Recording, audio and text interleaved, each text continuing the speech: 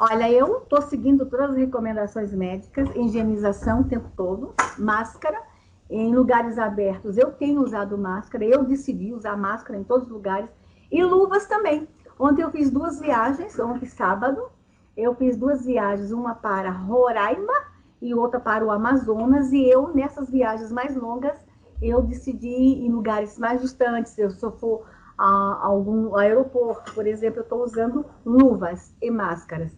Dessa forma, cuidando da saúde, me alimentando bem, tomando bastante líquido, estou tomando todas as minhas precauções. Aí no Ministério, nós estamos com uma equipe bem reduzida. No gabinete, por exemplo, estamos só com 2 pessoas se revezando. Meu pessoal que tem público vulnerável em casa, criança, idosos, esses nossos servidores estão fazendo o trabalho de casa mesmo. E só está vindo ao gabinete 2 pessoas para me ajudar no atendimento de um telefone ou na emissão de um documento e revezando. Então, nós estamos tendo todos os cuidados aqui no Ministério com os nossos servidores e com a ministra. Nesse caso que o idoso só tem um filho, que esse idoso está acamado, precisa desse filho para cuidar dele, essa é uma exceção. Esse caso aí, este filho tem que se isolar junto com o seu idoso.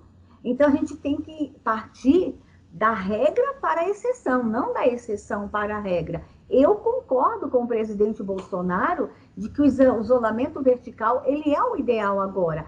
Imagine eu, olha só, eu estou saudável e linda, muito bonita.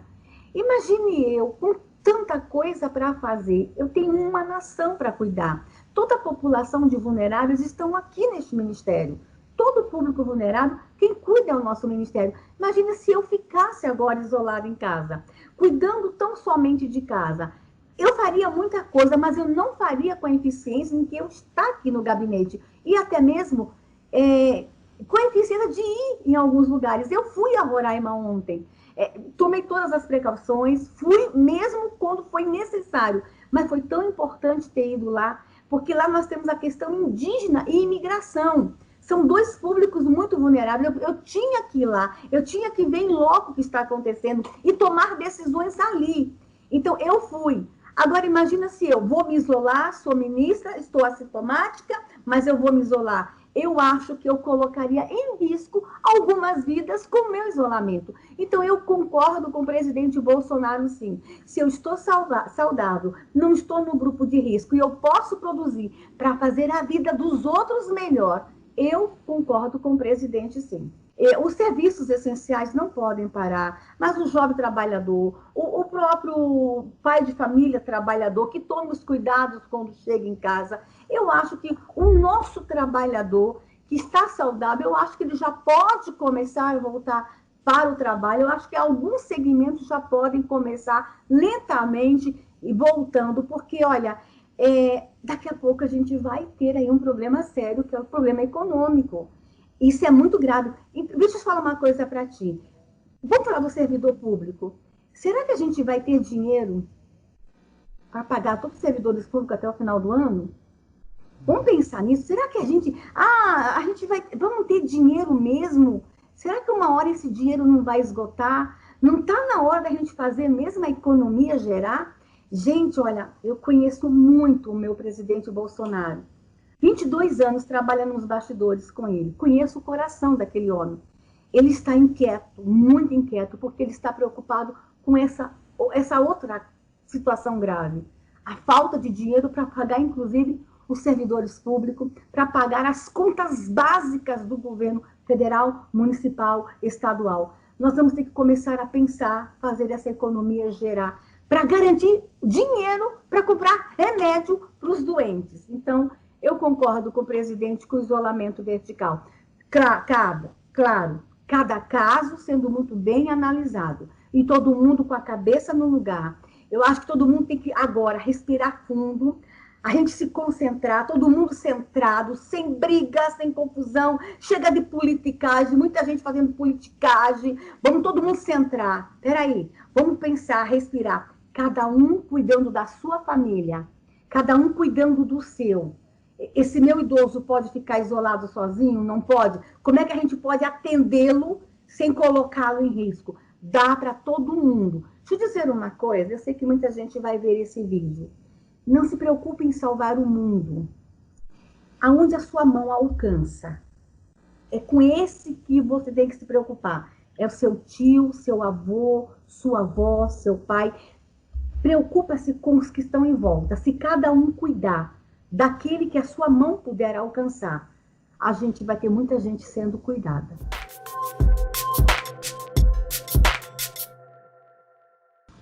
O ministro Mandetta, ele tem um posicionamento muito técnico. E eu não vejo o ministro Mandetta fazendo nenhuma violação de direitos humanos. Nenhuma violação. Ele tem um posicionamento técnico, ele defendeu o seu posicionamento. A única situação que eu vi aí que as pessoas estavam questionando era o uso na fase inicial ou na fase final do cloroquina, mas ele parece que já está alinhando. Eu não vejo nas medidas do ministro Mandetta nenhuma violação de direitos humanos, não. O ministro Mandetta, deixa eu dizer uma coisa para você. O ministro Mandetta tomou iniciativas lá atrás. Ninguém está tomando, o governo federal não está tomando iniciativas depois que estourou a pandemia. Vamos pensar na comunidade indígena. No final de janeiro já tinha atos normativos proibindo a entrada de pessoas em áreas indígenas. O nosso ministério, início de fevereiro, nós já estávamos conversando com os povos ciganos sobre o cuidado com o coronavírus. 3 de fevereiro, o governo federal já tinha aí decretado estado de emergência. Então, o Mandetta tomou iniciativas na área da saúde lá em janeiro. Isso é cuidado com a vida. Isso é uma ação de proteção a direitos humanos. O maior e o primeiro. O primeiro e o maior de todos os direitos humanos é a proteção à vida. O ministro Mandetta caminhou nessa direção, a proteção à vida.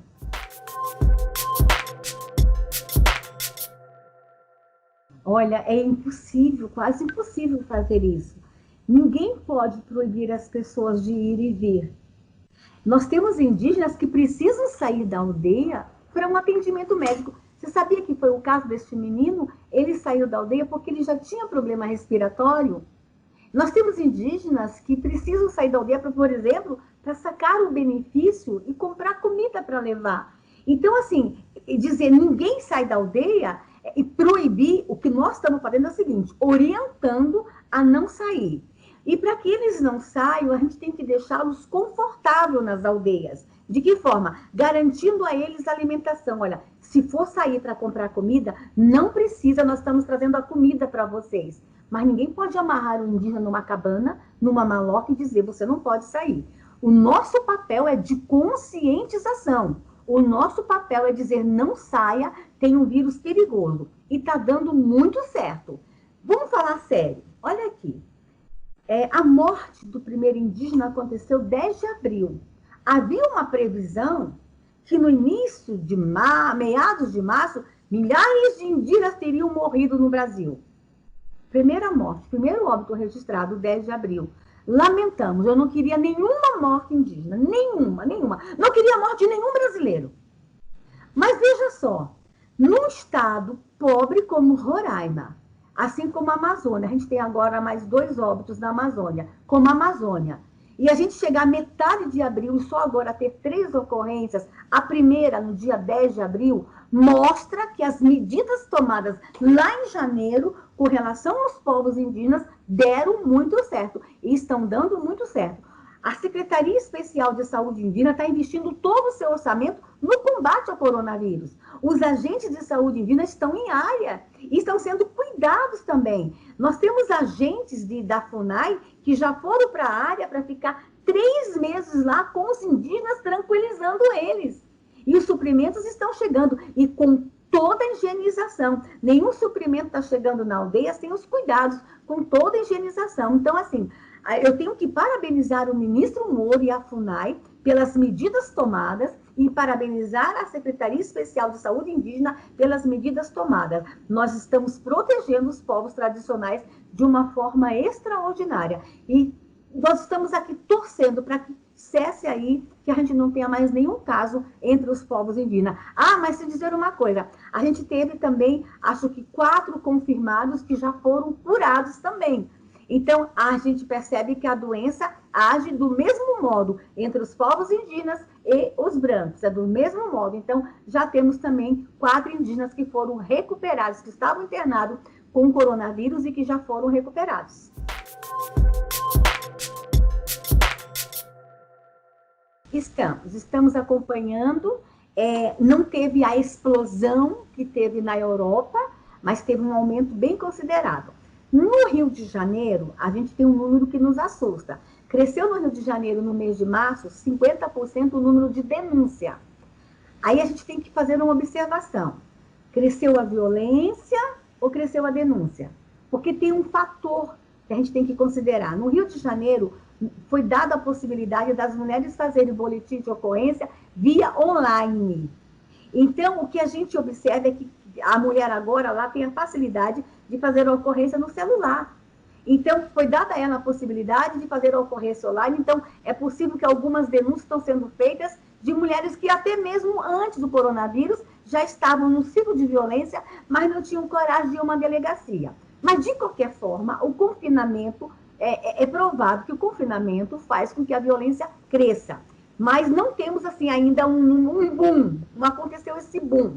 É preocupante, muito preocupante, porque o nosso Disque 100 e 180, a junção dos 2 canais, que é a Ouvidoria Nacional de Direitos Humanos, registrou mais de 5.000 denúncias de violação de direitos relacionados ao combate ao coronavírus.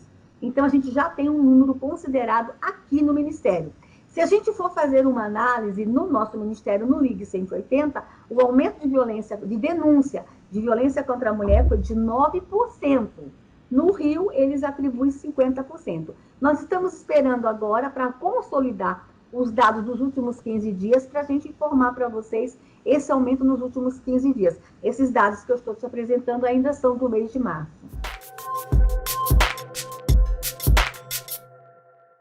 O público vulnerável, entre eles, nós temos aí a população em situação de rua. Nós precisamos, nesse momento, acolher. Porque a gente sabe que, para se prevenir o coronavírus, a medida de prevenção é a higienização. Como falar de lavar as mãos e álcool gel para uma população que não tem uma pia, que está na rua? Então, o ideal para a população de rua agora é o acolhimento imediato de todos eles. E como isso se dá? Isso vai se dar com a ampliação dos abrigos públicos. O Ministério da Cidadania está trabalhando no aporte de recursos para ampliação dos abrigos públicos, mas também convidando a sociedade civil, a iniciativa privada, para vir conosco, especialmente as instituições religiosas, que nos ajudarem a acolher a população de rua. Hoje foi lançado aqui em Brasília, hoje, segunda-feira, foi lançado em Brasília, o programa Brasil Acolhedor, coordenado pelo Pátria Voluntária, pela nossa primeira-dama, que está trazendo instituições religiosas e outras instituições para que venham conosco acolher o maior número possível de moradores de rua. E queremos fazer isso agora, nos próximos 10 dias, acolher o maior número possível antes que comece o frio. Esse é o momento certo para a gente acolher todos os moradores de rua. E lembrando que, nesse recorte de moradores de rua, nós temos aí um público que é o morador de rua dependente químico. E nós temos que acolher também. Então, já estamos trabalhando com a Secretaria Nacional Antidrogas para uma ampliação de vagas nas comunidades terapêuticas no Brasil. A Secretaria Nacional Antidrogas já tem um programa de financiamento de vagas, então a Secretaria vai ampliar o número de vagas para que pessoas de rua que não possam ficar em abrigos do governo, ou esses que nós vamos buscar junto às instituições religiosas, que não podem ficar porque são dependentes químicos, eles serem conduzidos para comunidades terapêuticas.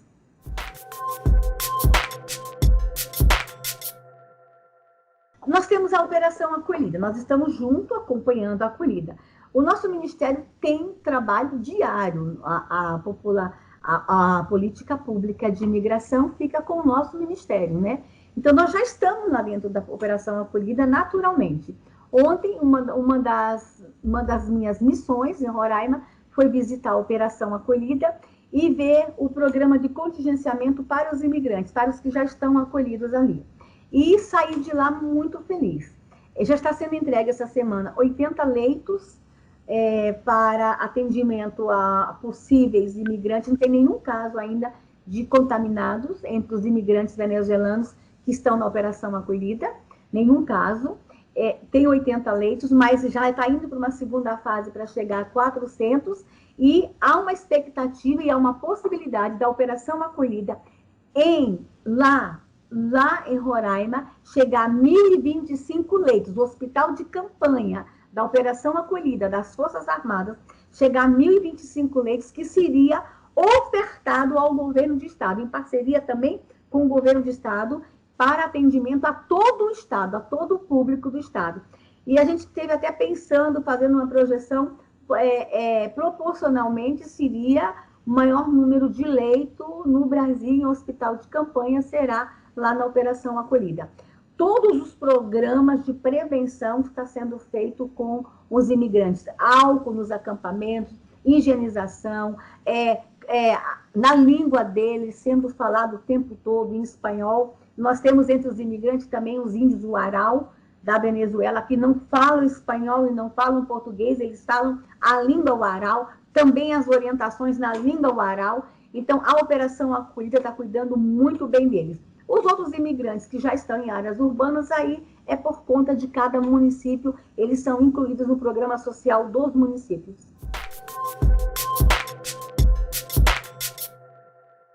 As lideranças evangélicas que conversam comigo, elas já tinham, inclusive, decidido a fazer as celebrações via online. No início de março, eu tive uma reunião no Ministério com as maiores igrejas evangélicas e a CNBB, onde eu senti ali que eles já estavam tomando a iniciativa de fazer as celebrações online.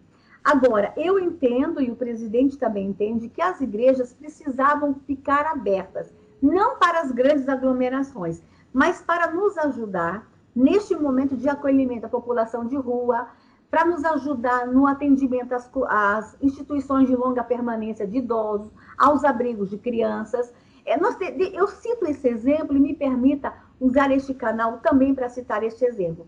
Numa cidade pobre da região ribeirinha, nós não temos um psiquiatra de plantão 24 horas, nós não temos psicólogo de plantão. Nesse momento de confinamento, um adolescente dá um surto dentro de casa. Você acha que essa mãe procura quem? Normalmente, quando já acontece, ou por uma questão de uso de droga, ou por um problema de doença mental, a mãe procura quem? É na casa paroquial que ela bate. É na igreja, é no templo, é na casa pastoral que ela busca ajuda. Então, a gente entende que os templos, em muitas comunidades, é um local de pedido de socorro, de consolo e de conforto. Então, a gente entende que os templos poderiam ficar abertos, não para grandes celebrações, mas para ser um ponto de referência, de conforto, de consolo e de pedido de ajuda. E por isso o presidente, inclusive, num decreto, trouxe ali que os templos religiosos pudessem ser considerados como serviços essenciais de acolhimento, de atendimento, de prestação de serviço social neste momento que o Brasil vai precisar tanto.